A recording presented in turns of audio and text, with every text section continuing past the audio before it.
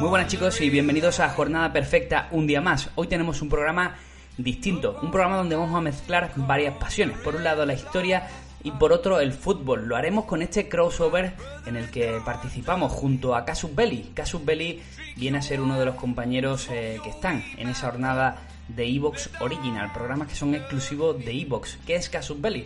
Pues probablemente la mayoría lo conozcáis, porque es uno de los programas, como decimos, punteros de nuestra plataforma. Principalmente se dedican a la historia y también, sobre todo, a la parte bélica, a la parte militar. Cualquiera que tenga algún tipo de interés en este tipo de contenidos, sin duda alguna lo conocerá, y si no, os recomiendo que en la descripción accedáis a su podcast porque es la mar de interesante. Cuando empezó esta cuarentena y nos conocimos, pues Dani, director de Casus Belli, y yo, Javier Rando, director de Jornada Perfecta, pues hablamos de la posibilidad de grabar una especie de crossover juntos, pero era muy difícil porque la verdad que nuestros contenidos son muy dispares. Sin embargo, lo encontramos. La forma ha sido hablar de la Segunda Guerra Mundial, de lo que pasó en el fútbol en la Segunda Guerra Mundial. Os dejo con este podcast, dura aproximadamente 1 hora y 20. Espero que lo disfrutéis y espero también vuestros comentarios y me gusta. Y ya sabéis, si os gusta el contenido, siempre la suscripción es de las cosas que más agradecemos. Un abrazo a todos. Bueno, pues hacía mucho tiempo que quería hacer este tipo de programa, porque, bueno, sí que hemos hecho alguna pequeña incursión en la historia en el deporte, pero yo creo que es muchísimo más amplio la relación entre uno y otro. Y entonces, pues bueno, eso que en Originals, en la segunda tanda de Originals, pues entran 3 programas de deporte, creo que un par de fútbol, y entra Jornada Perfecta. Y en Jornada Perfecta digo, pues bueno, pues vale, uno por aquí. Pero resulta que me lo encuentro en otra situación, que es en Historia de Emergencia, que me dicen, oye, ha habido uno que es de Pasaporte Ignotia. Pues bien, un programa de historia más. Venga, pues este no lo había escuchado todavía. Y se presenta y digo, ¿dónde está? Pues sí, es el mismo que de Jornada Perfecta. Y por eso estamos aquí con Javier Rando, periodista. Hola, ¿qué tal? Encantado, Dani, de estar contigo aquí en Casus Belli. Pues sí, Casus Belli, vamos a hacer un crossover con Pasaporte Ignotia, pero vamos a hablar principalmente de lo que habla Jornada Perfecta, de que es fútbol, pero no vamos a contarles historias de que si Messi, que si el que esté por la otra parte, sino que vamos a contar ese fútbol que se hacía hace 70, 80 años. ¿Por qué? Porque se te ha ocurrido de hablar del fútbol de qué época exactamente. Claro, la verdad que en la presentación lo has dicho perfecto. Nosotros en Jornada Perfecta lo que fundamentalmente hacemos es fútbol, pero yo tengo ese gusanillo de que una de mis grandes pasiones es la historia. Entonces, hace poco produje ese podcast que me sirve para leer, para seguir informándome de temas que me gustan y que es Pasaporte Ignotia. A partir de ahí os conocí a vosotros en Historia de Emergencia y fue cuando hablamos la posibilidad de intentar hacer un crossover entre Casus Belli y Jornada Perfecta. Y era ciertamente difícil, pero cuando le estuvimos dando una pensada y te propuse que habláramos de lo que pasó en el fútbol internacional, especialmente enfocado en los países aliados y en los países del eje, durante la Segunda Guerra Mundial. Y no era una historia fácil de concordar o de crear una historia alrededor de tantos sucesos separados, pero creo que podemos contar algo interesante que a tus oyentes les puede gustar. Sí, vamos a ver, evidentemente no vamos a hablar muy en detalle, pero vamos a hablar de una serie de hitos, vamos a hablar más realmente de personas, que no tanto de equipos. Vamos a hilarlo un poquito por aquí. La verdad que quien diga que el deporte no tiene relación con la historia, pues yo creo que se equivoca. Otra cosa es que yo no lo pueda seguir tanto, hay gente que no lo sigamos tanto. Por cierto, has dicho una cosa que me encanta, porque lo que te ha permitido Pasaporte Ignotia es investigar y leer más sobre lo que vas a explicar. Y realmente yo creo que es una de las cosas bonitas de los podcasts de historias, que te obligan a investigar, a ver otra vez, a releer, a ver cosas nuevas, a desmitificar. La verdad que, no sé, es uno de los detalles de los podcasts de historia que más me gustan y que más compartimos, porque es siempre lo que me dicen otros compañeros. Qué guay que me toca este tema porque tengo ganas de investigarlo, y qué guay que me toca precisamente hablar de fútbol en la Segunda Guerra Mundial, porque es un tema que me ha tocado también mirarlo un poco y que voy a poder aprender contigo, vamos. A mí casi que me ha pasado igual, porque sí que yo tenía algunas nociones de lo que había sucedido en ciertos puntos durante la Segunda Guerra Mundial, pero había muchas historias que se me escapaban. Y a partir de recopilar todo esto, pues he descubierto pues jugadores, historias detrás de la pelota y sobre todo resistencia. El fútbol para mí tiene ese componente. Ese componente reivindicativo y de resistencia que creo que el fútbol moderno está perdiendo, pero que conviene recordar de vez en cuando, porque siempre ha habido héroes que han aprovechado esta plataforma que les daba el balón, el deporte de masa, para expresar mensajes. Y en muchas de las ocasiones los mensajes eran más que justos. Sí, sí, sí. Bueno, evidentemente hace 80 años el fútbol no movía el dinero que movía ahora mismo, no era absolutamente lo mismo. Los jugadores, pues bueno, pues eran gente que luego a lo mejor volvían otra vez a la fábrica, ¿vale? A trabajar. Desde luego.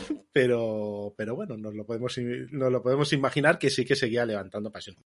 Y tú me has puesto como primer hito, que me ha gustado mucho, en vez de empezamos la guerra y a ver qué hacen, como primer hito los Juegos Olímpicos de Berlín. Que a los Juegos Olímpicos de Berlín ya otro día ya le dedicaremos ya un programa entero porque tiene mucha tela.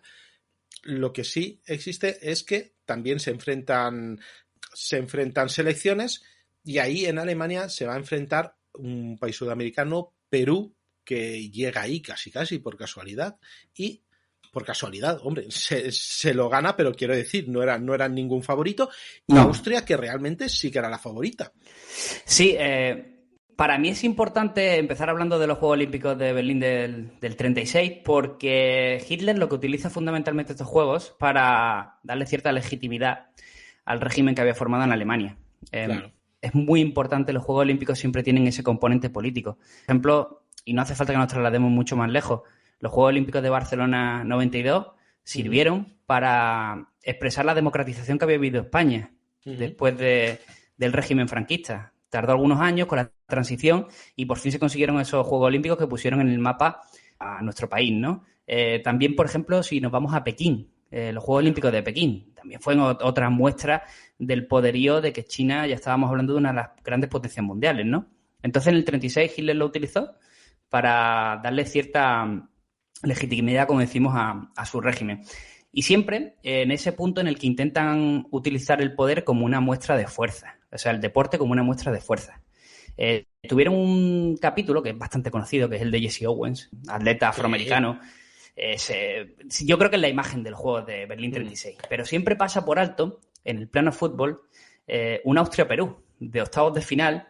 Estaba el Führer en las gradas para ver el partido del país donde nació, de Austria, que en aquella época todavía no estaba anexionado a Alemania. Y fue un partido que se decidió por 4-2 y que ganó Perú. Pero es que la cosa no queda ahí, porque fue un robo brutal del árbitro que anuló 3 goles a los peruanos. Pero es que incluso ni con esas, y el equipo sudamericano, que no era de los favoritos, y como decimos, Austria sí que tenía una muy buena selección, y luego entraremos un poco más en profundidad sobre la selección austriaca, que tiene también un capítulo interesante. Ajá. Y se les anula el partido. O sea, directamente el Comité Olímpico decide anular el partido por las presiones que está recibiendo por parte del régimen alemán, y Perú, pues, obviamente, la delegación abandona los Juegos Olímpicos, y incluso Colombia se suma también en señal de solidaridad. Ya, en protesta. Eso sí que es un robo y no es que hay ahora, que parece, pero que no es, ¿eh? Eso sí que es un robo. Este era de los descarados. De hecho, Austria siguió paso firme y llegó a la final. Lo que pasa es que se encontró contra Italia, que tenía un gran equipo durante toda esa época, lo veremos, el fútbol italiano era bastante fuerte.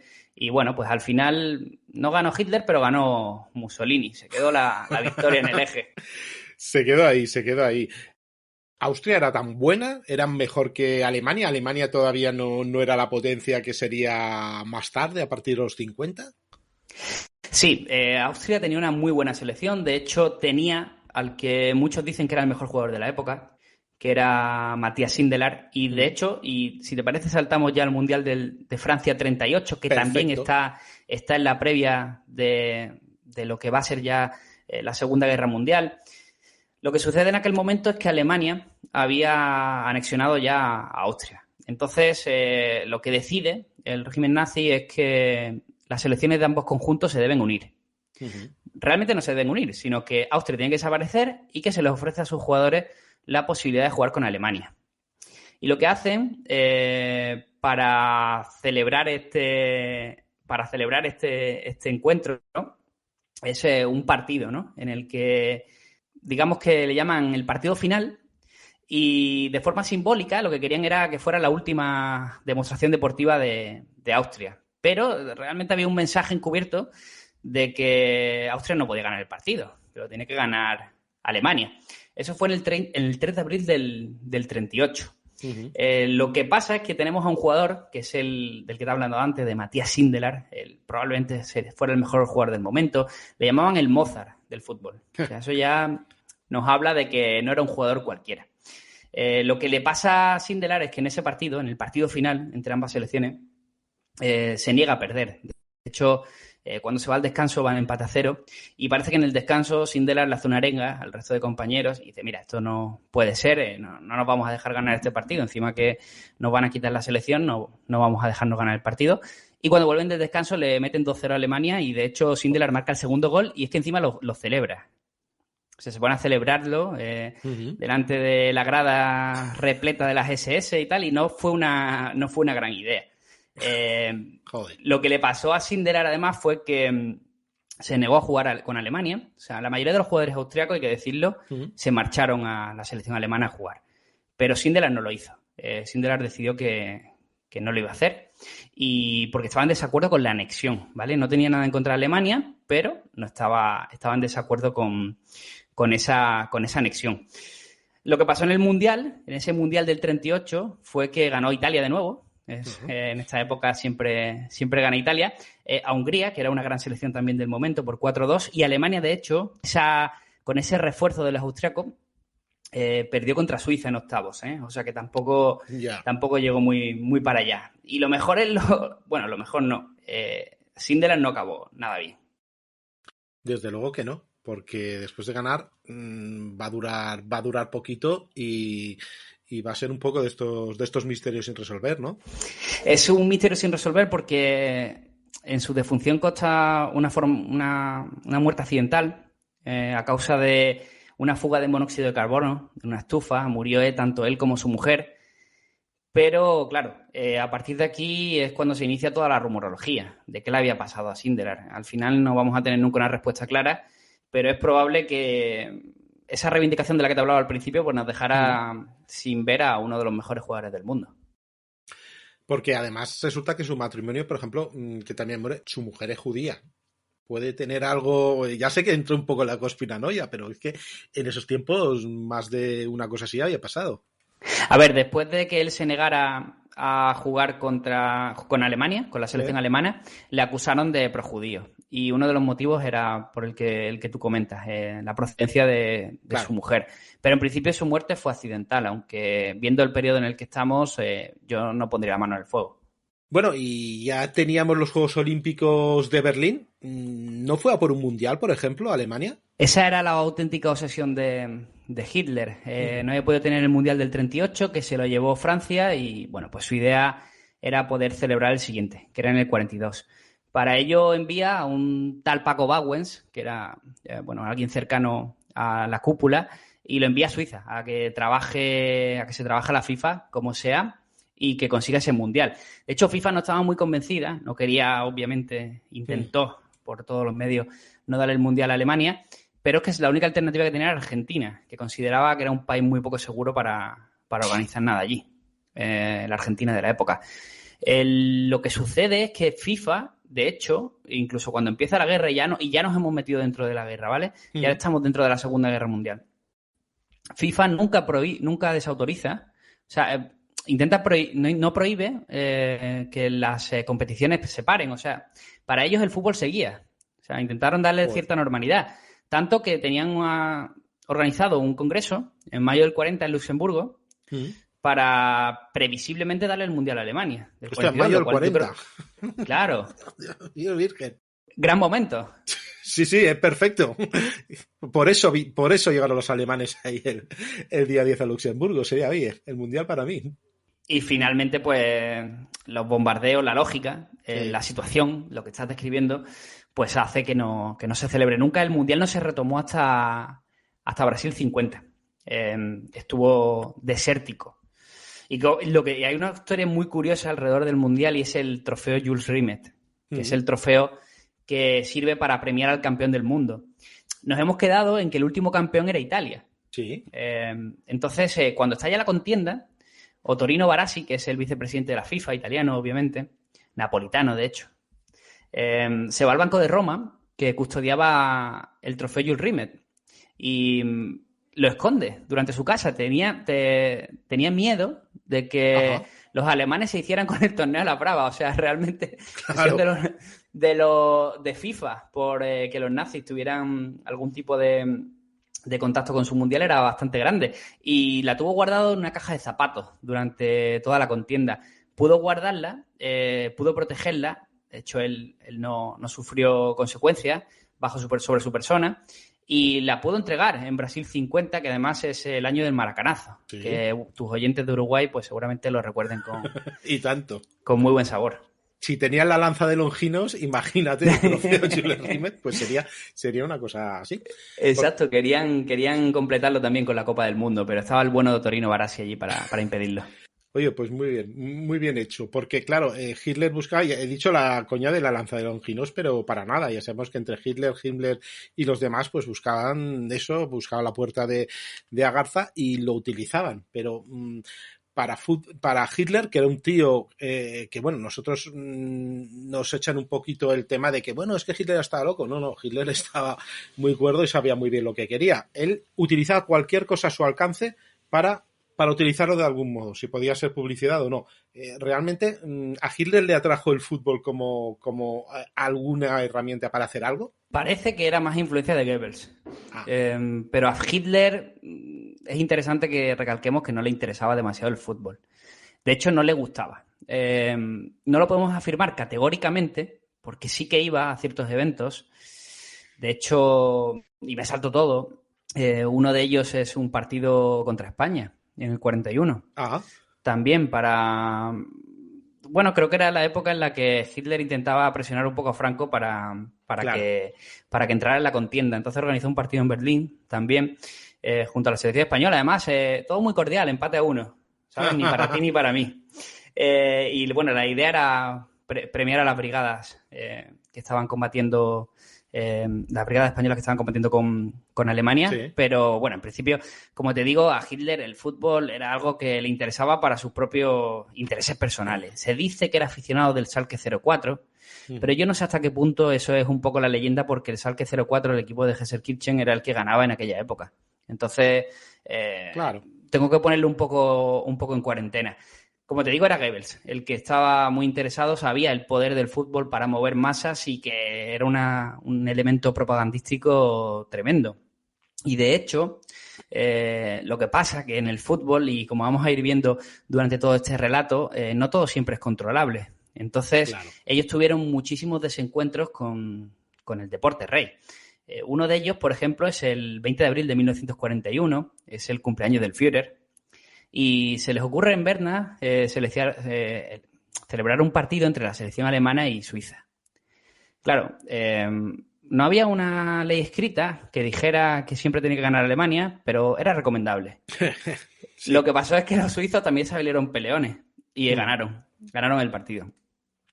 En base a eso, hubo un telegrama de Goebbels al seleccionador de la época, que también va a tener un papel destacado en esta historia, Sepp Herberger, lo diré bien, que decía: queda prohibido en el futuro organizar eventos deportivos en los que haya dudas de la victoria. Joder. Hey, Hitler. O ganaba sin bajar del autobús, o aquí no había nada que hacer. ¡Ostras! Claro, cuando tú organizas algo para mostrar tu poder y pierdes, digamos que sí, se te ha ido el circo al traste. Desde luego, pero hasta ese punto, hombre, es evidente que Goebbels era un genio en cuanto al tema de la propaganda, ¿no? A ver, tiene también mucho mito, todo lo que dicen que él inventó, lo que sabía era agrupar una serie de conceptos y saber lanzarlos, saber lo que quería realmente la gente, y el fútbol pues es uno de esos. Yo supongo que en ese momento ya era el principal deporte que se podía presentar, pero claro, tiene que ganar, si no.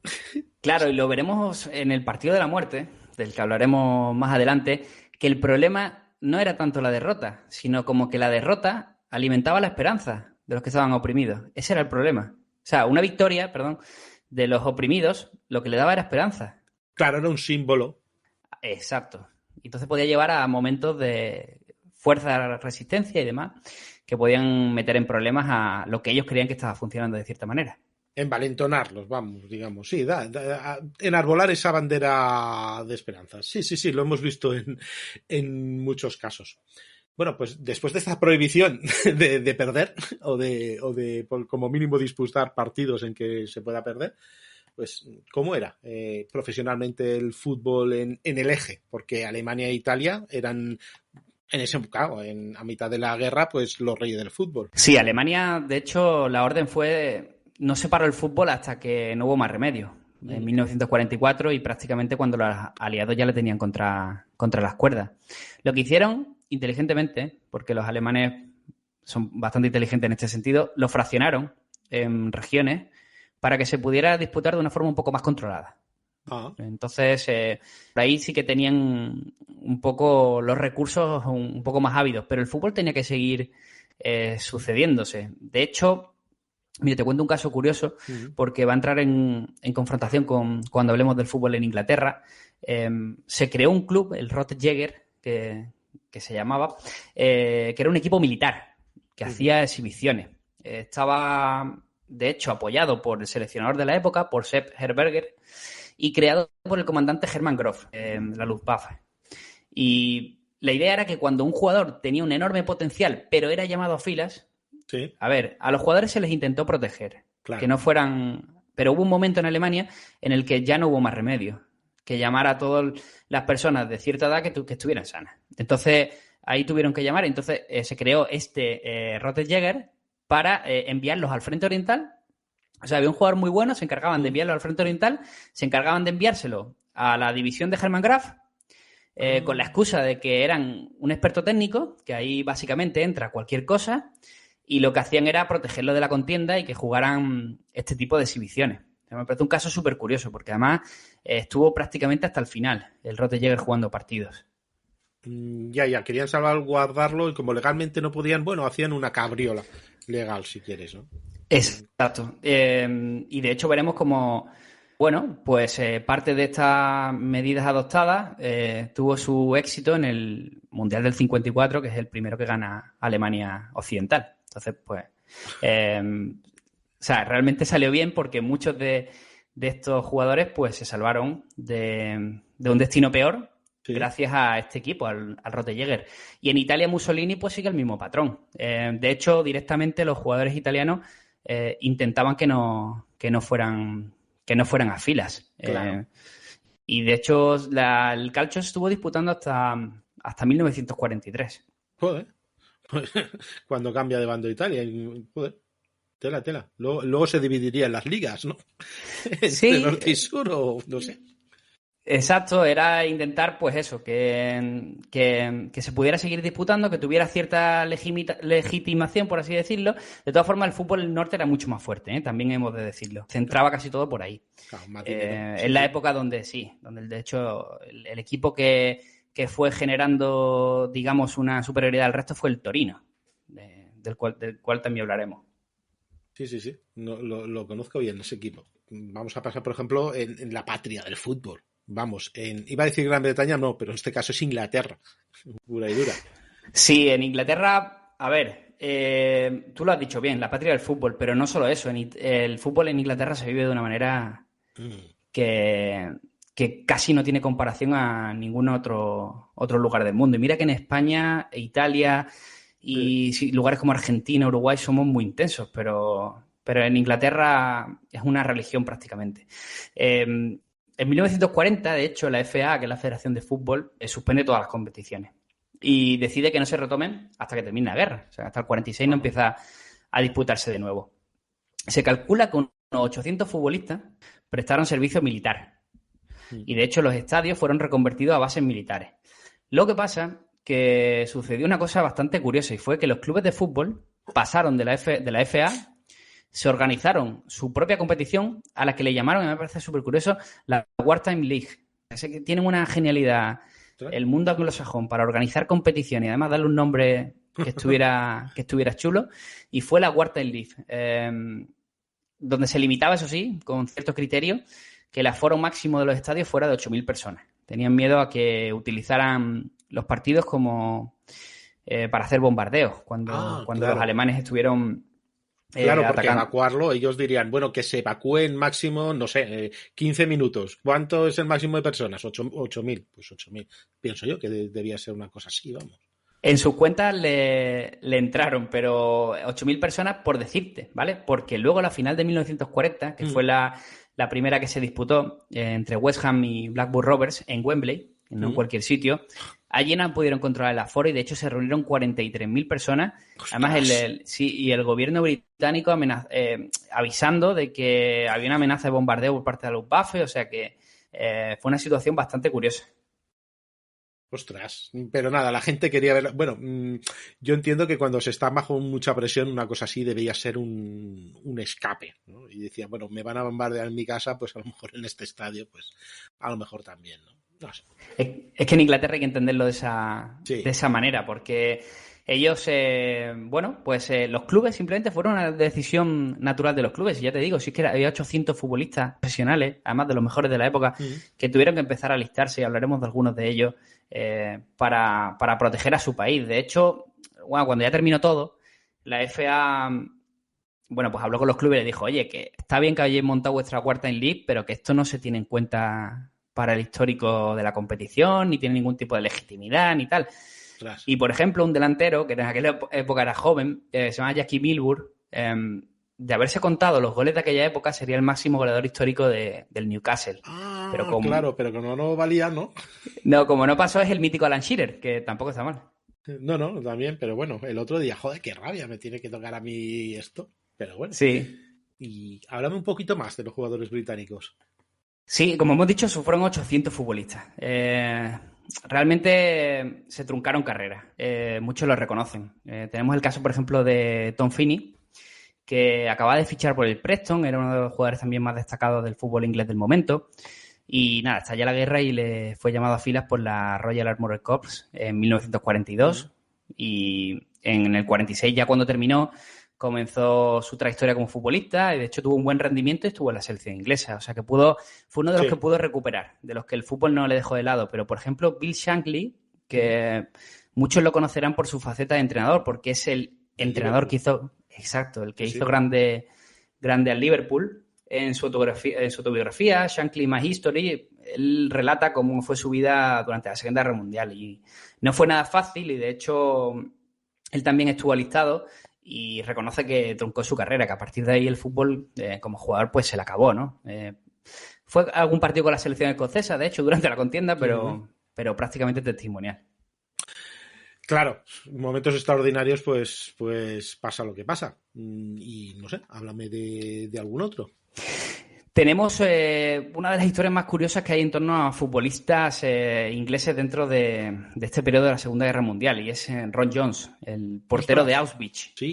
Sí, conocido porque además escribió un libro que se titula, como he dicho, El portero de Auschwitz. Y bueno, él era galés, fue prisionero, estaba combatiendo también, y lo trasladaron al campo de exterminio en 1943. También te digo, y además tú de eso sabrás un poco más también, que se ve que los prisioneros de guerra estaban un poquito mejor tratados que los de origen judío, los que tenían cualquier otro tipo de falta a la raza que consideraran los nazis. Aún así, Ron Jones en su biografía cuenta que trabajaba 12 horas al día en el campo. Lo que pasa es que los domingos tenía día libre. Y se ve que tenían cierta permisibilidad por parte de los guardias para, por lo menos, pues poder disputar ese partido los domingos. Y según él, y además rescató las frases porque quería que fueran literales, porque creo que nadie mejor que el propio Ron Jones se puede expresar.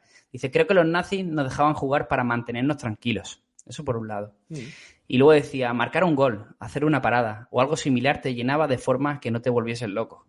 O sea que les afectaba por un lado, les ayudaba en temas físicos, pero también sobre todo con el tema psicológico. Claro, era lo mejor estar esperando el domingo el próximo partido, el poder hacer un poco el cabra, si quieres, el poder desfogarse. Exacto, además él tuvo la suerte de sobrevivir a Auschwitz, que supongo que el abandono del campo no tuvo que ser nada agradable. cuando ya llegan allí las tropas. Entonces, la verdad que tiene una historia muy potente detrás. Pues la verdad que sí, sería para tratarlo en otro momento también, ampliarlo un poquito. Y es porque, bueno, en Alemania también habían jugadores, bueno, habrían también sus historias, ¿no? A mí, de hecho, las historias de los jugadores alemanes me gustan bastante más. Porque, claro, Alemania bueno, hubo un momento de la contienda que sí que dominó lo que estaba sucediendo, pero hubo otra en la que fue un repliegue absoluto y, como se suele decir en el fútbol, no la veían venir. Entonces, claro, se complicó muchísimo la situación para todos sus soldados. Hemos hablado antes de ese Rottenjäger, de ese equipo, ¿no? De Sepp Herberger, lo diré bien, el seleccionador que intentó proteger a todos sus jugadores, pero hubo jugadores a los que, por mucho que lo intentara, no pudo. Y uno de ellos, Fritz Walter, que era un delantero que en la Alemania del 39 ya despuntaba bastante. O sea, era bastante bueno, iba con la selección incluso. Pero 3 años después, cuando te digo, llega ese momento en el que Alemania se encuentra contra las cuerdas y tienen que alistar rápidamente a todos, o sea, sin ningún tipo de criterio de protección. O sea, allí tienen que aliarse todos. A él le toca las fuerzas paracaidistas en el frente oriental, juega en ese Rottenjäger del que hemos hablado, pero tiene un problema, que es que en el 45, cuando el ejército rojo avanza, cae preso en una batalla en la frontera entre Hungría y Eslovaquia. Cae preso y es trasladado a un campo de prisioneros, donde encima contrae malaria. O sea, que lo pasa bastante mal, pero llega a sobrevivir. Claro, no sobrevivió para nada bueno. O sea, su destino era ser deportado a las gulags. Y, de hecho, llegó a estar en Ucrania, esperando pasaporte, por así decirlo, para marcharse a Siberia. Lo que pasa es que son las cosas, las curiosidades que nos deja el fútbol, ¿no? En un impasse en Ucrania, en el campo de prisioneros donde estaba, bueno, pues había un balón y los propios prisioneros se ponen a jugar al fútbol, con la coincidencia de que un grupo de soldados húngaros les reconocen. ¿Y sabes por qué? Porque Fritz Walter, años antes, en el 39, había ganado 3-5 con Alemania-Hungría y había marcado 2 goles. ¿Qué es lo que sucedió? Que al día siguiente, cuando esperaba su traslado a Siberia, estaba fuera de la lista de prisioneros. Tuvo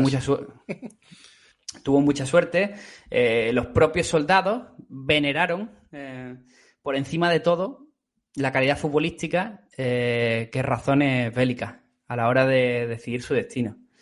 De hecho, cuando todo volvió a la normalidad, él estuvo jugando en el Kaiserslautern, donde ganó un par de ligas, y sobre todo tenemos que destacar que fue el capitán de la Alemania Occidental que logró el llamado Milagro de Berna, que fue cuando se proclamó campeona del mundo en el 54, ganando a Hungría. Sí, a Hungría precisamente, que eran los favoritos en ese tiempo, pues que tenían, yo recuerdo a Cibor, por ejemplo, a Puskás, a toda esta gente que era hostia. Luego se fueron a Italia, alguno apareció por España. Sí, señor. De hecho, fíjate, ¿no? Que era la gran oportunidad de Hungría de haber ganado un mundial, y de hecho era muy favorita. Ya habían perdido aquel anterior del que hablamos, del 38 contra Francia. Contra Italia, perdón, el Mundial de Francia. O sea que los húngaros no tuvieron mucha suerte de aprovechar su talento futbolístico en aquella época. Si hubiese sido el Imperio Austrohúngaro, pues entre unos y otros, claro. Ahí hubieran sumado, pero eso es lo que siempre pensamos los futboleros, ¿no? ¿Qué pasaría si Yugoslavia jugaran todas las selecciones juntas? ¡Ostras! La de Serbia, la de... Bueno, esa es lo típico de cada año pasa, que dicen, voy a hacer la selección de lo que sería la antigua Yugoslavia. Claro, te sale un equipazo que lo flipa. Joder, claro. No me extraña que en su momento en básquet fuese quien reinaba, claro. Exacto. Lo dividieron todo y dice, ostras. Mucho talento por ahí. Exactamente. Bueno, pues tenemos que sí que al final, por suerte, pues no acabó la vida en un gulag y acabó incluso pues siendo uno de los héroes del Mundial del 54. Y sí, señor. ¿A quién tenemos más? A mí me encanta. Venga. A mí me encanta. Es Bert Trautmann. A ver, vamos a intentar que el oyente se lo imagine, ¿vale? Nacido en Bremen, se había dedicado desde pequeño a todos los deportes, se le daban bien todos. O sea, el típico niño atleta que se le da bien todo, que todos hemos tenido en el colegio algún compañero así, ¿no? Que jugaba bien al atletismo, al fútbol, al balonmano. Tenía, de hecho, con 10 años alista a las juventudes hitlerianas. Vamos, ya, más adelante entenderemos si era producto de su época o realmente era por una creencia. Y con 18 se alista en la Luftwaffe. De hecho, hace mucho mérito en el Frente Oriental, lo ascienden a sargento y es condecorado con la Cruz de Hierro. O sea, que Bert Trotman era un soldado de esos que hay que tener en cuenta. Lo mandan a defender Normandía y sobrevive al bombardeo de Cleveris.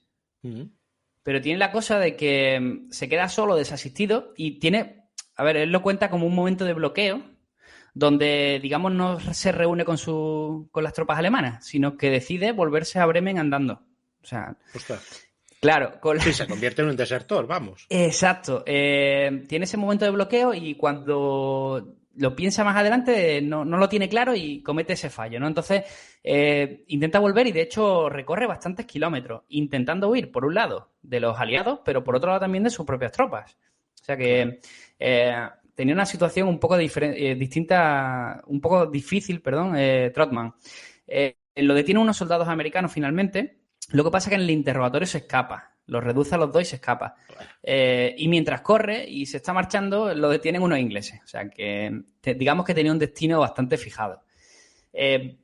Consideran que ser sargento, los ingleses consideran que al ser sargento les interesa como prisionero de guerra. Entonces lo envían a Inglaterra. Y allí, en la prisión, empieza a jugar al fútbol de portero. De hecho, nunca saldría hasta el final de la guerra de esa prisión, ¿no?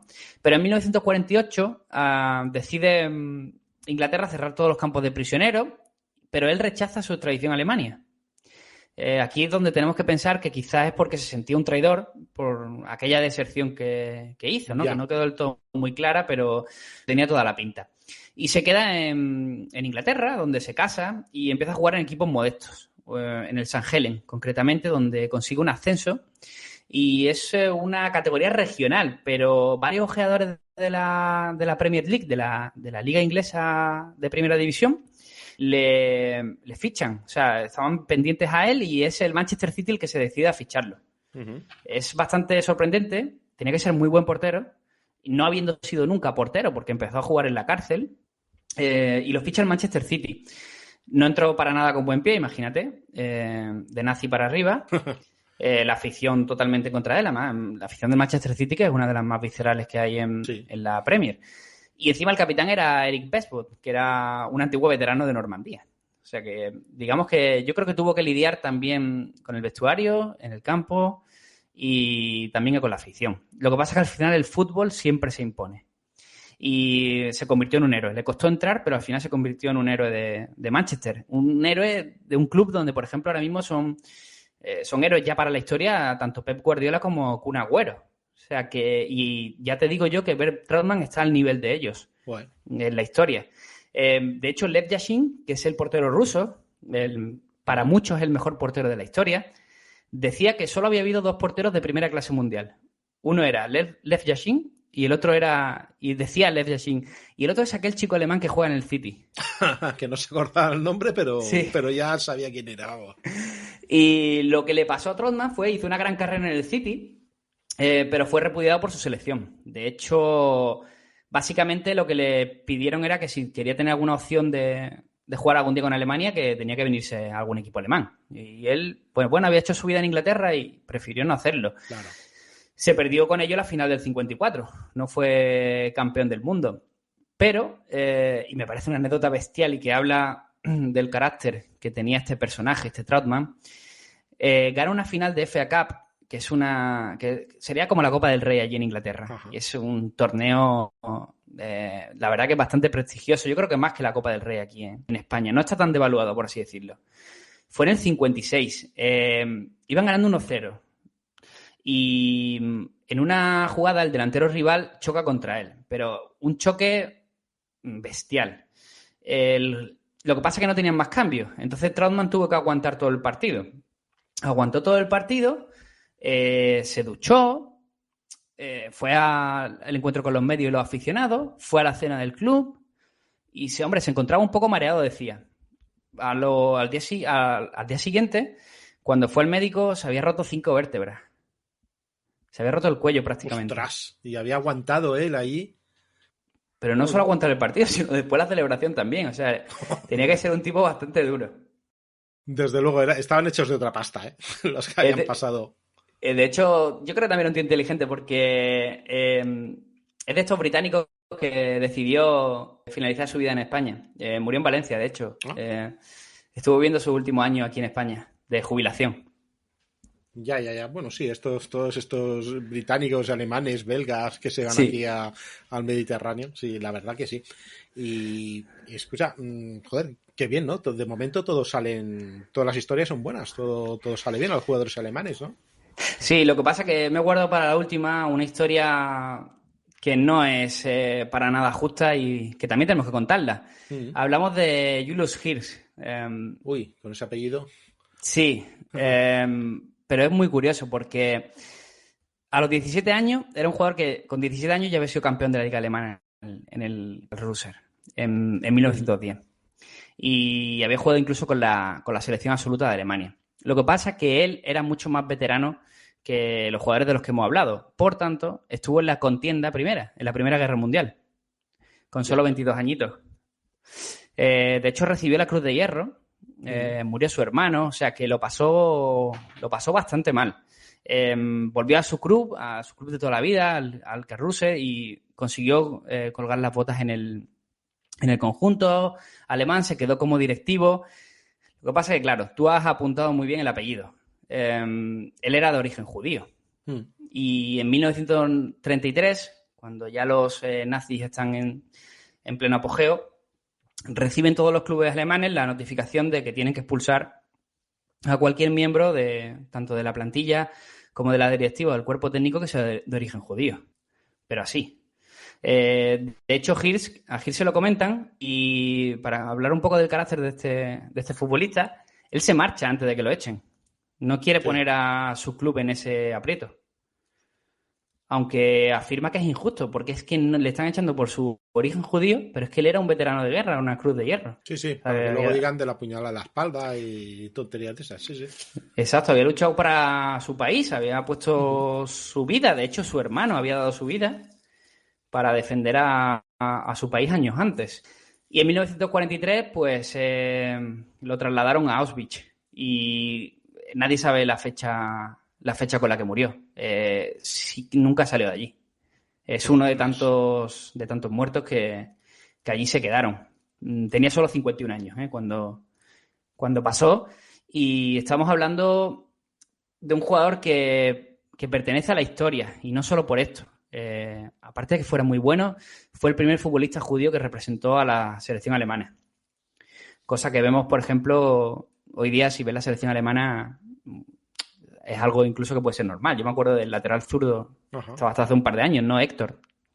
Entonces, no era... Pero en aquella época, pues bueno, fue el primer judío que consiguió ese hito, ¿no? Y de hecho, la Federación Alemana, creo que fueron 6-7 años, creó el premio Julius Hirsch para premiar a todos los ejemplos de tolerancia e integración dentro de la Bundesliga. Pues sí, porque realmente ahora tú me has dicho, este jugador, digo, es judío, claro, a nadie le importa ya, ¿no? A nadie con 2 dedos de frente, quiero decir. Pero en esa época, el antisemitismo, hasta después de los 40, estuvo instalado en Europa, no solo en Alemania, vamos, porque Polonia tenía su antisemitismo, Francia ni te digo, y bueno, pues sería era algo extraño. Cosa que hoy ya dices, este es judío, y este es pues me da igual, ¿no? O sea que como mínimo en eso hemos avanzado, porque no solo alemanes, sino de otras nacionalidades que estarían jugando tranquilamente en otros sitios, dirían, no, que tú eres judío, que tú... Sí, hubo gente, por ejemplo, el caso de Kubala, ¿no? Historia del Barça. Sí. Probablemente quizás hasta Leo Messi y Johan Cruyff, el mejor jugador de la historia del Barça. Probablemente, sí. Estamos hablando de un top 3 casi seguro. Bueno, si me apuras un poco Xavi, Hernández y tal, pero ahí anda en esa terna, o por lo menos hasta antes del fútbol moderno sí que fue Kubala Sí, lo has mejor dicho tú. jugador de la historia culé. Antes del fútbol moderno, antes de que llegue pues antes de que lleguen los 80, 90, sí, seguramente Kubala era la gran figura de este equipo, del Barça, sí. Más que, por cierto, jugó con Hungría, pero también jugó con España, que él tenía la doble nacionalidad y se decidió a jugar con España. Hungría es uno de los sitios donde por antisemitismo más futbolistas sufrieron. De hecho, y la historia por la que podemos decir casi que parte de este podcast es Bela Gutmann, ¿no? Que lo recordamos en esa historia de emergencia que publicasteis en Casupelli. Exactamente. Y que creo que representa bien, pues, bueno, esa emigración, esa, digamos, huida que tuvieron que hacer muchos de los futbolistas que tenían origen judío y que estaban en Austria, que estaban en Hungría y, bueno, en Checoslovaquia. O sea que por ahí sí que podemos tenerlo. Lo que pasa es que también hubo otro perfil de futbolistas, que fueron los colaboracionistas, por ejemplo. Bueno, en todos sitios coordinabas, eso evidentemente. Sí, lo que pasa es que cuando eres el capitán de la selección francesa de fútbol, igual te tienes que cortar un poco. ¡Ay! Desde luego. Este era Alexander Villaplén. Sí. No sé si el apellido está muy bien pronunciado en francés, pero bueno, nos vamos a quedar con la versión españolizada. Sí. Y es que fue nombrado uno de los cargos principales de la SS durante la ocupación de Francia. O sea, que él vio claramente que esto de la Alemania nazi tenía futuro. Claro. Lo que pasa es que se equivocó, claro. Fue ejecutado en diciembre del 44. Claro, no, y seguramente, claro, cuando volvieron los franceses legítimos, podemos decir de alguna forma, no dejaron títere con cabeza, desde luego, a los colaboracionistas. Era una leyenda y precisamente no se había comportado como tal. Exactamente. Y en Italia sí que tenemos también casos curiosos, ¿no? Como por ejemplo el de Valentino Mazzola. Mazzola, sí, y tanto. Sí, del que hemos hablado antes fuera de micro. Del Toro, sí. Porque es muy curioso, ¿no? Él tiene lo que para mí sin duda es una de las vidas de éxito y tragedia más grande que hay dentro del fútbol mundial. Él fue capitán del Grande Torino, que fue el equipo que dominó el fútbol italiano durante la década de los 40. Era el capitán, como decimos, ganó 5 ligas, 4 de forma consecutiva. Pudo hacer todo esto porque el fútbol le salvó del ejército. Era un chaval humilde, se alistó en la Regia Marina para intentar tener un futuro, porque sí, le daba el balón, pero no como profesional. Y la cosa fue que un oficial lo destinaron a Venecia, a la Marina, a una base en Venecia, y un oficial que le gustaba cómo jugaba y que decía, oye, este es bueno. Consiguió que le hicieran una prueba con el Venecia, que jugaba en la Serie A, y es que lo ficharon. O sea, pasó de ser un jugador totalmente amateur a que lo ficharan en 1940. Y de hecho duró apenas un año y se fue al Torino. Y fue un jugador que, en esa baza que decíamos de Mussolini, que intentó proteger a todos sus jugadores, intentó proteger que el fútbol siguiera disputando y tal, pues Mazzola fue de los que se libró. Lo que pasa que, y cualquier oyente que le guste el fútbol y haya escuchado hablar del Grande Torino, seguro que conoce a Mazzola, pero sabe que su final pues fue ese accidente aéreo del 4 de mayo del 49, en el que murió toda la plantilla del Grande Torino, y él solo tenía 30 años en aquel momento. Sí, no, se fue además en ese momento un elenco de jugadores increíble. Sería como un equipo puntero de hoy en día, como si se estrellase, ¿qué te diré yo? El Madrid, el Barcelona o el Manchester, sí. Pues sería una cosa, o la Juve, sería una cosa así, ¿eh? O sea, perdías ahí, pues yo qué sé, la crema de la nata de un equipo. A partir de ahí el equipo poco hizo, desde luego. De hecho, y me decías que tú has estado viviendo allí en Torino, es una huella que todavía nunca se ha borrado de esa afición, de ese equipo, es un estigma que tiene. No, subes en Superga, no sé si es una capilla, es una catedral, una iglesia, no lo sé, una gran iglesia que está donde se estrella este avión, y ahí pues hay un gran monumento y ahí es recordado y hay placas en el Estadio del Toro, sí. Ya, si lo quiero hacer un poco más épico, contarte que en principio Valentino Mazzola no viajaba a jugar aquel partido en Portugal, pero era el partido de despedida de un futbolista que era amigo de Mazzola, y básicamente pues le pidió que hiciera el esfuerzo, que si tenía un resfriado, una gripe o lo que fuera, pues que intentara por todos los medios ir. Pero también hay que decir que el apellido Mazzola siguió brillando años después en el mundo del fútbol porque su hijo hizo carrera, pero en el Inter de Milán, no en el Torino. Bueno, si no es en la Juve, entonces no había peleas, pero sí, el Inter sí, desde luego. Pues mira, curioso, suele ser raro esto, que el hijo de un futbolista resulte que juegue bien. Sí. Sí que es verdad. Bueno, a mí Jordi Cruyff no me disgustaba, lo que pasa que mucha gente que no lo ha terminado no era el padre, desde luego, eso también hay que decirlo. No, para nada, no, para nada. A mí yo soy de los que no me terminaba, ¿qué quieres que te diga? Pero bueno, yo qué sé. Yo qué sé. Bueno, pues ahora hacemos una pequeña pausa, ¿te parece? Perfecto. Oye, Javi, ¿y alguna vida que haya inspirado alguna película de algún futbolista? Pues tenemos una de ellas. Ya te digo yo que son dos de mis películas favoritas que se desarrollan dentro de lo que son los acontecimientos que se vivieron dentro de la Segunda Guerra Mundial. Uh-huh. Podemos empezar, si quieres, por la de Romualda Marcinkus. Que es ¿De dónde viene este tipo? Es un tipo que nació en Lituania. ¿Eh? Tiene un espíritu nacionalista fuertísimo porque, y tú lo sabes bien, nace en una época convulsa donde, digamos, a Lituania la invadía cualquiera. O sea, bueno, no cualquiera, sí. Pero no era muy fuerte para resistirse, desde luego. No. Sí. Y bueno, pues sufrió primero la invasión de Rusia y luego la de Alemania, ¿no? Entonces, digamos que se desarrolló en el bueno de Marcinkus un espíritu muy nacionalista, muy lituano. Además fue una época donde Lituania se abrió al mundo y llegaron distintos deportes que hasta entonces no se practicaban. Él eligió el fútbol, obviamente, por eso está en nuestra historia. Y con 20 años ya jugaba en la selección y de hecho era el capitán. No esperemos una calidad futbolística tremenda, la del bueno de Marcinkus y de sus colegas, pero sí que ganaron la Copa Báltica en 1930, donde se enfrentaron a las potencias vecinas. Y como había estudiado además en una escuela militar desde pequeño, pues también era piloto de avión. De hecho, su mujer también era famosa, era una especie de celebrity de la época. Entonces, digamos que era futbolista, capitán, piloto de avión y encima salía con una celebrity. O sea, era una persona súper reputada, Giovanni, era un tipo muy famoso. Lo que pasa es que tiene un problema, que en 1938 se lesiona. Y además le obligan...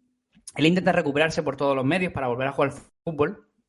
He conseguido saber qué lesión tuvo, pero entiendo que puede ser a lo mejor una triada o alguna fractura difícil. Y además, mientras se está intentando recuperar, que intenta volver al fútbol, pero los médicos le dicen que es prácticamente imposible, fallece su padre. Y se ve que esto le afecta mucho a nivel personal. De hecho, empieza a tener problemas económicos y al final acaba con una gran depresión. Incluso en el ejército tampoco lo tienen en cuenta y es destinado a la reserva. Lo que sucede, y ya entramos dentro de la Segunda Guerra Mundial, es que estalla la Segunda Guerra Mundial, él se ve con cierta posibilidad de redención, se anima, supera esa depresión que tenía y se alista en la Armada del Aire francesa para combatir a los nazis. Lo que pasa es que duró poco porque intentó la defensa de París y entonces se marchó con la Royal Army. Se ve que era un piloto de la leche, hablando claro, porque Francia lo aceptó y Inglaterra también lo aceptó. Y en febrero del 42, de hecho, intenta detener junto a otros pilotos la Operación Cerberus. Ostras, sí. Lo que pasa es que no tuvo suerte él a nivel personal, abaten su avión, cae al mar y increíblemente lo rescatan vivo. O sea, estaba vivo, sobrevivió a ese accidente aéreo y lo envían a un campo de concentración que era conocido como el Stalag Luft 3. Y ya quizás aquí muchos empiecen a asociar lo que estamos hablando. Ya sospechan que era el Stalag Luft 3, el campo de prisioneros de la Luftwaffe número 3. Exacto. Y allí es donde sucede la historia de la Gran Evasión, la película de Steve McQueen. Intentaron el 25 de marzo del 44 la fuga a 200 prisioneros. Y entre estos, solo 76 lo consiguieron y uno de ellos era Marcinkus. De hecho, él consigue llegar hasta Gdansk, hasta Polonia, y su idea, llegando a ese punto, era alcanzar Suecia. Claro. Y a un par de días de llegar a la frontera con Suecia lo detuvieron y lo fusilaron. Murió. Ostras. Y a partir de ahí, bueno, pues entre todos los que escaparon, a partir de unas memorias hicieron esa película. Sí, señor, pero uno de ellos, como decimos, era el bueno de Marcinkus, una celebrity en la Lituania de la época, que combatió tanto con Francia como con Inglaterra, que participó en la detención de la Operación Cerberus y que luego además consiguió escapar del campo de prisioneros. Se quedó a un par de días de alcanzar la frontera sueca, pero no tuvo suerte y quedó, por lo menos murió luchando. Sí, qué lástima. Si ves las fotos, casi todo, ves alguna en fútbol, pero casi todos lo ves de aviador, desde luego, tanto con la Royal como con las fuerzas polacas, perdona. No es que el avión, como era polaco, con las fuerzas lituanas, pues ahí lo ves, desde luego. ¿Qué otra película tenemos? Bueno, pues es otra película muy famosa, Evasión o Victoria. Una película que a todos pues nos recuerda... Bueno, por un lado habrá algunos... No, yo cuando pienso en Evasión o Victoria yo pienso en Pelé, ¿no? Pero antes hemos hablado con Easu y él pensaba en Sylvester Stallone, claro. Sí, cada uno y en Steve McQueen, claro. Por otra parte, claro, sí. Aquí cada uno, pues bueno, barre para lo suyo, pero sí que es verdad que yo siempre también he tenido el concepto de que Evasión o Victoria era una película que se desarrollaba bastante fiel a la realidad, pero bueno, luego indagando un poco, la verdad que no, que ha sido una película cuya historia original, que es la que vamos a contar, pues bueno, digamos que sirve de ejemplo, pero bueno, luego cambia todo. Te contextualizo antes de nada, es... el Partido de la Muerte, llamado Partido de la Muerte, es un partido de fútbol que enfrentó a unos soldados nazis en la Ucrania invadida a un equipo local que se había creado que se llamaba FC Start, en el que había jugadores profesionales que habían estado en equipos como el Dinamo de Kiev o el Lokomotiv. Uh-huh. Este equipo Start tiene un nacimiento súper curioso porque nace en una panadería. El dueño del club era Joseph Kordik, que, digamos, le dejaban trabajar porque tenía ascendencia alemana. Y, bueno, allí digamos que la panadería servía casi como el INEM, ¿no? Como centro de empleo. Porque muchas personas que iban a buscar trabajo, pues iban allí. Y uno de los que llegó fue Nikolai Trusevich, que era un exportero del Dinamo de Kiev. Y que, bueno, pues Kordik, que era un aficionado al fútbol tremendo, le ofreció trabajar de barrendero a cambio de pan y de cama, que era lo que necesitaba para sobrevivir en aquella época. Lo que pasa es que Kordik y Trusevich empiezan a hablar, uno calienta al otro, el otro calienta al uno, y dicen, vamos a montar el equipo, el FC Star, y le dice el otro, sujétame el cubata, y lo organizan. Trusevich se pone a reclutar a sus compañeros. De hecho, juegan, creo que son 9 jugadores del Dinamo de Kiev y 3 del Lokomotiv. ¿Qué pasa? Que empiezan a jugar y, claro, imagínate, jugaban contra reparticiones militares. Que había allí tanto, bueno, lo que había quedado de los ucranianos que estaban con los alemanes y también con algunos alemanes. Y también con equipos modestos que seguían allí un poco al margen de lo que estaba sucediendo en la contienda. Y empezaron a ganar todos los partidos, porque era un equipo prácticamente profesional. El 6 de agosto derrotan a la Flak, a la Fuerza Aérea Alemana, el equipo que habían conformado. Uh-huh. Y el equipo de la Luftwaffe, pues pide la revancha y se la dan para el 9 de agosto, 3 días después. Y los alemanes dicen que ellos organizan la contienda y ponen a un miembro de la SS a arbitrar el partido. ¿Te acuerdas de aquel Perú-Austria? Sí. Pues básicamente la idea era que pasara un poco lo mismo, pero... O sea, que no pasara lo mismo, pero pasó. O sea, el primer tiempo realizó 3-1 para los ucranianos y aquí ya es donde tenemos que introducir la leyenda. Todos los que recuerden Evasión y Victoria saben que en ese descanso, bueno, pues se producen esa lucha, ¿no? Entre los propios jugadores, entre su alma, de si ganar, de si no ganar. Escaparse, sí. Claro. Esa era la historia, ¿no? El orgullo por un lado, la supervivencia por otro. O sea, es difícil, ¿no? Claro, aquí dicen que a los ucranianos se les colocó en una tesitura similar, que aparecieron allí los soldados, que básicamente les dijeron que tenían que perder, pero eso ya, como decimos, es leyenda, eso no está... Sí, no se sabe exactamente qué, historias para todas, pero bueno. digamos que hay informaciones contradictorias, pero eso que dicen, ¿no? De no dejes nunca que la verdad te rompa una buena historia, ¿no? Entonces vamos a seguir Sí, con la sigamos parte... con la historia oficial. Vale. En el descanso, pues eso, les dicen que la idea es que no ganen y ellos se lo toman como una afrenta, les hiere el orgullo y ganan 5-3, de hecho. Partido en el que hubo, bueno, pues entradas de muy mal gusto, constantes pérdidas de tiempo, o sea, un partido muy embarranado. De hecho, el partido no llega ni al final. No se pueden disputar los 90 minutos porque un tal Klimenko, que era uno de los jugadores ucranianos, se ve que llega a la portería, dribla al portero y cuando tiene todo para meter gol, que era el 6-3, pues en vez de eso, pues le tira la pelota al público, ¿no? A los alemanes. Sí.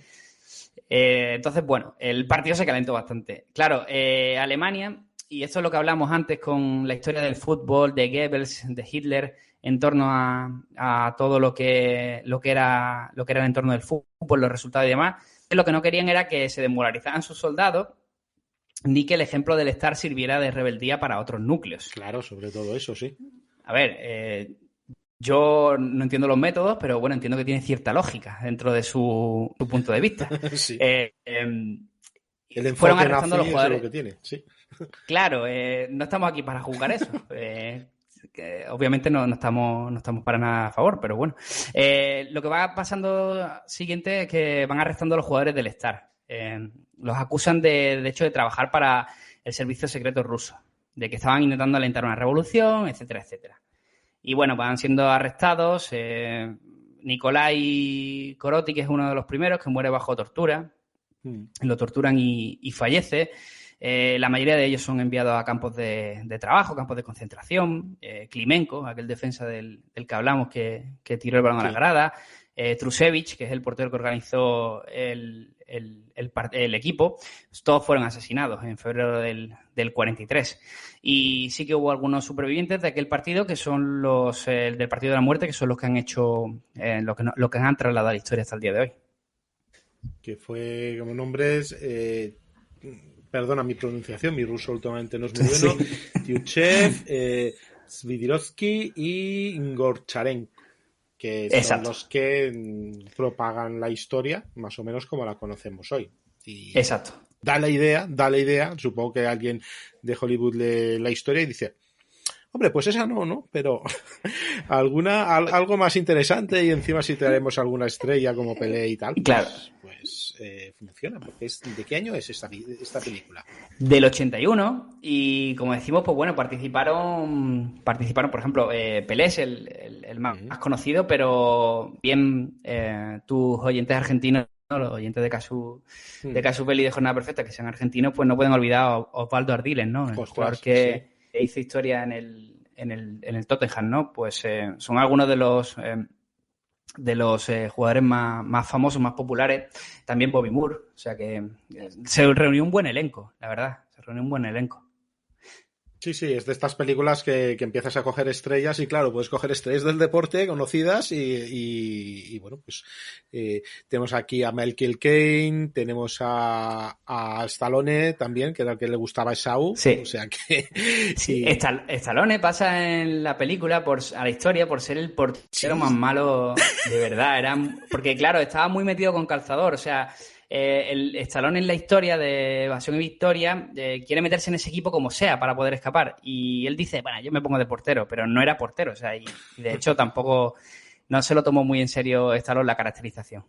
Ya veo. Bueno, no sé qué se tomaría en serio, pero bueno. Bueno, y hasta aquí un poquito el repaso que hemos querido dar de que bueno, pues en la Segunda Guerra Mundial no solo existían los tiros y las armas, sino que el fútbol jugaba su partido y unas por publicidad, otras por eventos extraños y desgraciados como algunos jugadores o este partido de la muerte, que tiene mucha tela, ¿eh? El partido de la muerte se puede hacer un programa tranquilamente, sí. Porque y no descarto en un futuro hacerlo porque tiene mucha tela y hay también voces contradictorias que dijeron que realmente no pasó ahí, que las muertes no fueron por eso, etcétera. Ahí, supongo que en ese momento en la Unión Soviética pues pues todos los héroes que todos necesitamos, ¿no? Pues creo que se escribe un libro o algo así, rápidamente se adapta a película y ya es conocidísimo en toda la Unión Soviética de entonces y hoy en día es bastante conocido este partido. Y ya te digo, luego hay alguna declaración de, bueno, pues no era así como lo contaban, evidentemente esto puede estar un poco maquillado, pero bueno, pues si quieres, no sé si tienes algo más, pero si quieres lo dejamos por aquí, ¿no? Yo creo, simplemente añadir que Eduardo Galeano ¿Sí? fue uno de los que más y mejor ha escrito sobre este partido de la muerte en nuestra lengua. Sí que es verdad que él compró todo lo que es el discurso más romántico en torno a este partido. ¿Sí? Y sí que le hemos leído piezas bastante interesantes. Pero por lo que dice, al final es una historia que está llevado a cabo, que va pasando de relato en relato y que, bueno, yo creo que al final hay que quedarse con el nexo y que es una historia de resistencia dentro de un momento bastante complicado. Exactamente. No tenía ni idea que Galeano estuviese interesado en este partido, la verdad. Me has dejado un poco... Sí. Simplemente eso, volver a decir, el fútbol luego se retomó a su actividad normal a partir de cuando terminara la contienda de la Segunda Guerra Mundial. Hubo futbolistas que perdieron su oportunidad de estar en Juegos Olímpicos, de ganar Copas del Mundo, de seguir ganando ligas con sus equipos, pero luego todo se fue retomando y bueno, pues yo creo que el mayor ejemplo de integración de lo que sucede después es ese milagro de Berna, esa final que gana Alemania en el Mundial, Alemania Occidental en el Mundial del 54 y que digamos que ya, bueno, pacifica un poco la situación en torno a lo que había sucedido anteriormente. Mira, ya por terminar, ya que has dicho tú todas las anécdotas, voy a decirte una que conocía y que luego no he encontrado nunca más. A ver si eres capaz. Vale. Bueno, Grecia es invadida por Italia. Bueno, se intenta, se defiende, vienen los alemanes y los británicos se meten en Grecia. Estamos hablando del principio de la guerra. Y lo que cuentan es que hay un momento que hacen un partido. Ya no sé si ingleses o escoceses, exactamente. Y vienen los alemanes, bombardean y siguen bombardeando y ellos siguen jugando a fútbol y hasta que el árbitro no pita al final del partido, no se van volando a los refugios otra vez. Me chocó mucho, lo oí hace muchos años y no he logrado nunca encontrar esa historia. O sea que si tú la conoces o algún oyente la conoce, oye, pues que nos la remita. Yo personalmente te tengo que decir que no tenía ni idea. Cuando me planteaste de que había que hablar de fútbol y que lo tuviéramos que relacionar tanto con el podcast tuyo como el que yo dirijo, pues sí que intenté hacer una retrospectiva un poco más global, que incluyera diferentes contiendas. Al final me quedé con la Segunda Guerra Mundial porque me parece que era la más completa, pero sí que hay una anécdota súper buena en torno, que además creo que esa la tienes que conocer seguro, en la Primera Guerra Mundial, un partido en el que juegan alemanes contra ingleses. Ostras, sí. Yo supongo que, no sé si está dentro del contexto de la Navidad del 14 a 15. Exacto. Claro. Luego ya no se darían, ¿eh? Luego cuando se empezaron a matar a millones ya dijeron, mira, voy a jugar con la cabeza de mi enemigo. Pero... Me temo que no, pero tuvieron ahí un momento de asueto o de fraternización que desde luego lo utilizaron bien. Desde luego. Siempre lo recordamos todas las Navidades, este partido. Si quieres, nada más por esto y escucha, esperando el próximo crossover, que no sé, tal vez podíamos hablar de Olimpiadas o tal vez podíamos pasar a Podcast Victoria y hablar alguna cosa más sobre deporte, porque bueno, hablaste de deporte precolombino, por ejemplo, y escucha, pues yo creo que es bastante interesante, tiene bastante chicha, ¿eh? Te digo una cosa, me costó muchísimo sintetizar en 15 minutos todo lo que hay en torno al juego de la pelota en la América precolombina, ¿eh? Mucho. O sea, era difícil. Muy difícil. O sea, que tiene un podcast bastante más largo, sí. Sí, bueno, para quien esté un poquito fuera de juego, bueno, historia de emergencia normalmente se dice, bueno, que dura un cuartito de hora, 10 minutos, un cuarto de hora, para que lo haya oído. Y luego hay alguno que de golpe pues te sueltan una hora o dos, pero... Sí. Claro, Javi vino con la idea de bueno, pues más o menos tenemos que hacerlo en un cuartito de hora, ¿no? Y se puso a resumir y te quedó muy, muy completo, pero vamos, que se nota que se puede hacer mucho más programa con eso, ¿verdad? Pues nos lo apuntamos, y además yo soy un gran oyente de Victoria Podcast, o sea que me estaría encantado.